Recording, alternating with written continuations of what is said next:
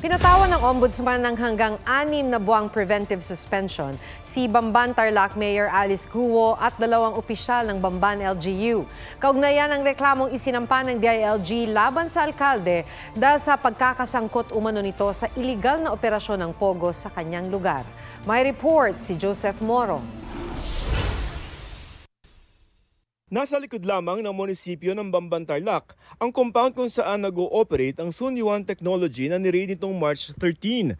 Ang compound nakatirik sa lupang pagmamayari ng Baufo Land Development Incorporated kung saan presidente si Mayor Alice Guo. Sa kaparehong compound din nag-operate ang Hong Seng Gaming Technology na nauna ng niraid noong February 2023. Batay sa pagsisiyasat ng DILG, binigyan ni Guo ng business permit ang Hong Seng kahit expired na ang lisensya nito mula sa PAGCOR. Hindi rin daw kinansela ng alkalde ang business permit ng Sunyuan kahit may cease and desist order na mula sa PAGCOR.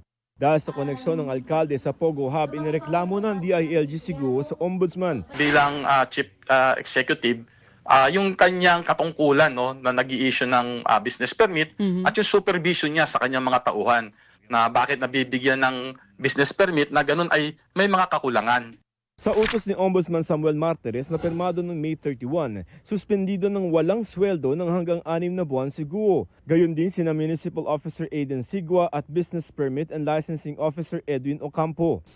Ipinataw ng Ombudsman ang preventive suspension laban kay Mayor Guo at 2 iba pa para hindi nila maimpluwensyahan ang gagawing investigasyon ng Ombudsman sa reklamong inihain laban sa kanila ng DILG. Si Senador Risa Ontiveros na nag-iimbestiga kay Guo sa Senado sinabing nararapat lamang na suspindihin si Guo. Sa isang Facebook post, sinabi ni Guo na tinatanggap niya ang preventive suspension laban sa kanya. Handa raw siya makipagtulungan para lumabas ng katotohanan at hustisya. Sa hiwalay na pahayag ng abogado ni Guo, iginiit nitong limitado ang papel ng LGU sa pamamahala gaya ng pagbibigay ng business permits. Binigyan din daw ng alkalde na walang otoridad ang LGU sa operasyon ng mga Pogo at ang PAGCOR ang namamahala rito.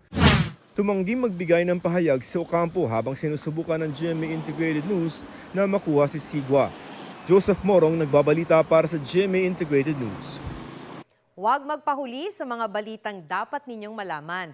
Mag-subscribe sa GMA Integrated News sa YouTube.